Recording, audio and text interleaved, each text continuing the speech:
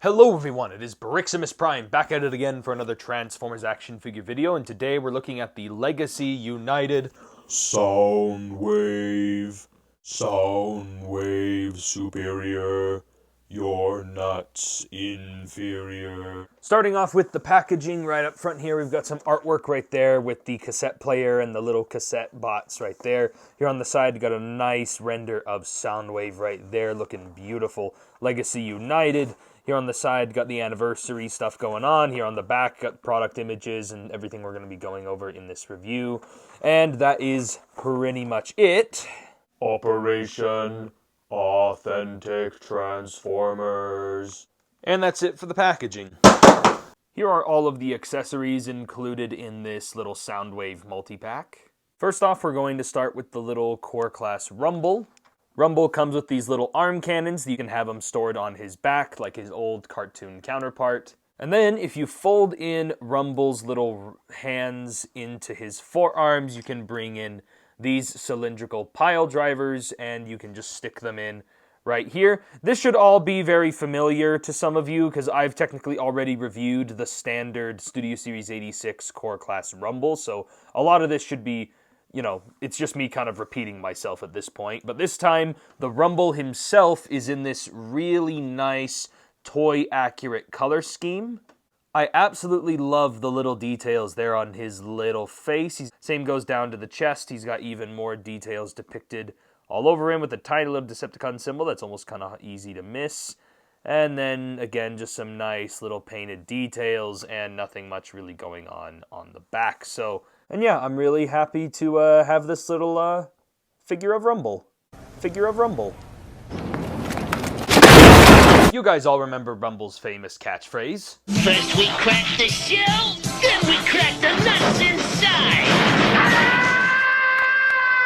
It's a little redundant for me to do the posability on this guy, but you know what? I'm just going to do it anyway, even though I've already reviewed this guy.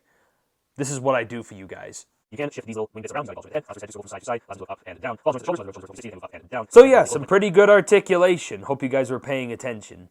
Next up, we've got Ravage.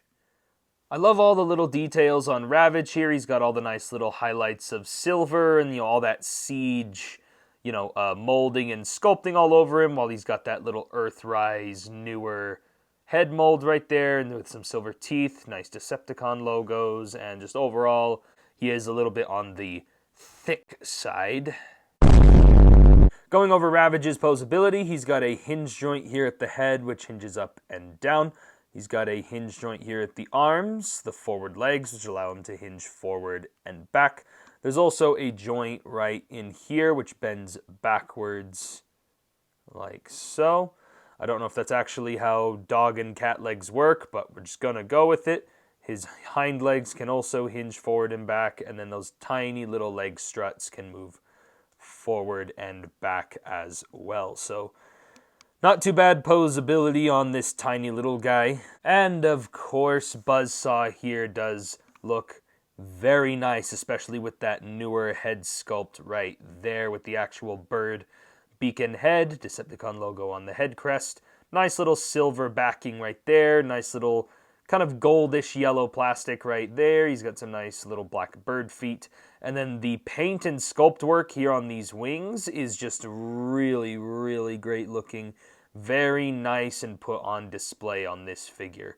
So in terms of posability on this guy, he's got a hinge joint at the top of the head and one at the base of the neck, which allows for him to look up and down, and then allows him to look up and down, and it also allows for some his wings can hinge forward and back, and his legs can hinge out to the side. Also, be careful with Buzzsaw's beak. It can actually hurt. And now with the cassettes out of the way, we can now take a look at the Khan himself, Soundwave. For the actual guns, the concussion blaster here just goes right into his hand, and the shoulder cannon, I mean, it's in the name, it just goes right up his ass. And of course, be sure to move that butt flap out of the way so you can actually jam it in there a lot easier. And with that now on the shoulder, it just completes that look for Soundwave. And just... The aroma is a bit special. And now taking a look at Soundwave's head sculpt. What a brilliant looking Decepticon face. Absolutely adore Soundwave's head. Who doesn't love Soundwave?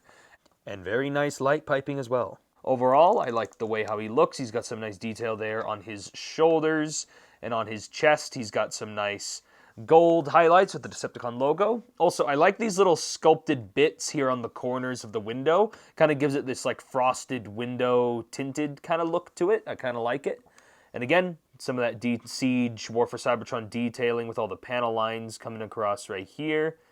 And then I also like how this hand is differently sculpted than this one, because this way, since he has that finger, you can have him pose it right up here so he can diddle your holes. He can push the button right there on the shoulder. And again, overall, I like the panels right here with the buttons, even though there is also some right there on his ass flap. But again, I still like that they don't try to break the immersion of the robot mode.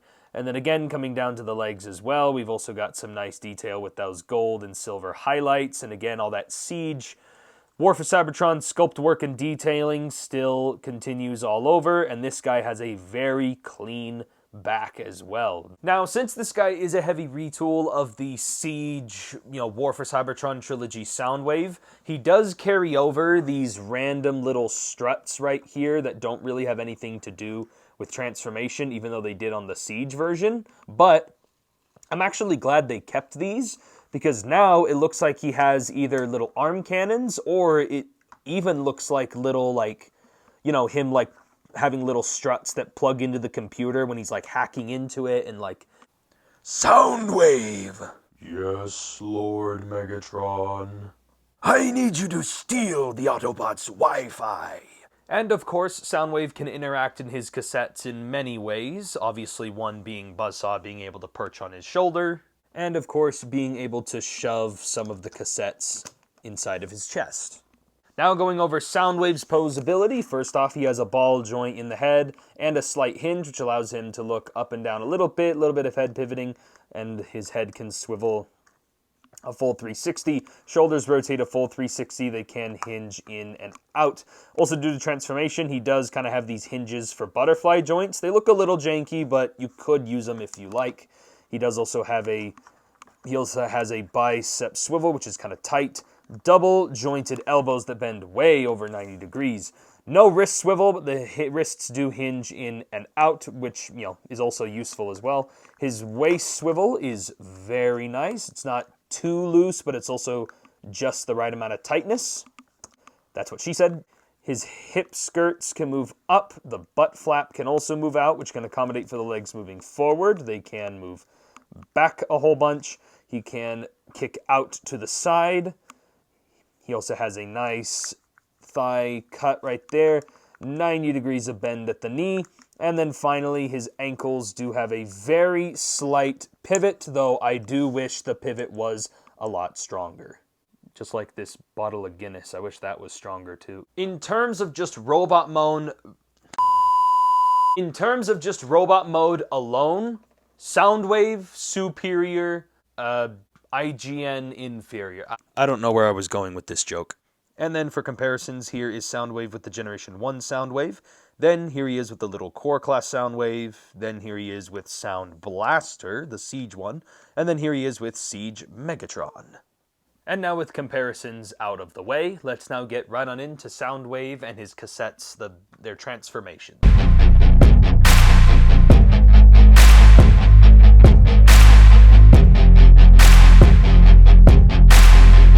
And now here's taking a look at Soundwave and his Decepticons in their alternate modes. Obviously the cassettes are really basic, just all that detail that was being shown off in robot mode has now been rearranged and turned into this flat rectangular shape, and that's, pretty typical for the cassette Transformers. Some of them literally just look like people that were crumpled up, but overall I think Buzzsaw has some of the best detail, because again, those wings do quite a lot for him. But getting into Soundwave himself, I do think he is a very compelling rectangle. Rectangles! Not just any rectangles, candy bars. And I like how he's got the 5mm port right there, kind of acts as kind of like a headphone jack, and, he still can, do the whole, cassette gimmick thing, and, it's all fun and games from there. He's got the different buttons, little details and such all over this thing. But as soon as you turn it around... Yeah, it's not a very convincing Walkman device, obviously, from the back, but I mean, I think it's a genuinely fun toy to mess around with. Again, I don't really have much to say about a rectangle.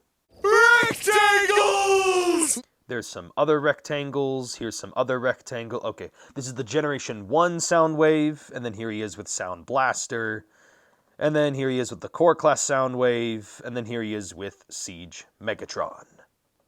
And that is basically it for my review on the Transformers Legacy United Leader Class Soundwave.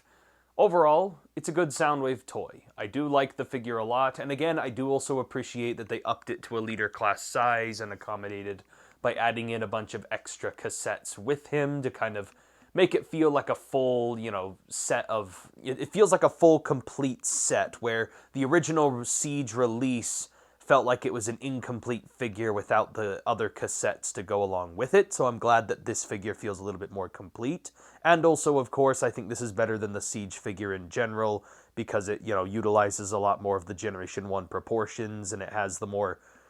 I prefer the red visor over the yellow one, and, the only thing that the Siege one still has over this mold is that due to transformation, that one was capable of doing an ab crunch, and even then it's not that big of an issue because this figure still poses just fine. And honestly, I have very minimal complaints about this figure and his individual cassettes. Honestly, if I had to give this figure a rating, I would just simply give him just a 9 out of 10. The only thing that I wish they did was... Part of me wishes that they retooled the arms and got rid of those little, rotating strut things, because they literally play no feature on the alt mode. And again, I did mention there is a cool feature you can still get out of them, but in my opinion, I would have preferred that they had just removed those and then maybe placed the budget that went into those somewhere else on the figure, like either engineering other hinges in other places that are needed, or maybe even including extra accessories like blast effects and because again, if you're spending a Voyager Soundwave with a bunch of little guys, you really want to get that leader class value, and I feel like this figure does have that, but they could have gone a little further. Heck, maybe they could have even retooled it and given him wrist swivel or gave him opening hands or something. But anyway, that is basically it for this review. So if you guys enjoyed it, Give me a like on the video, subscribe to Briximus Prime for more toy reviews. Briximus Prime Superior, something inferior, I don't know, this joke's going nowhere. Just like the rest of my life. And I'll catch you guys next time.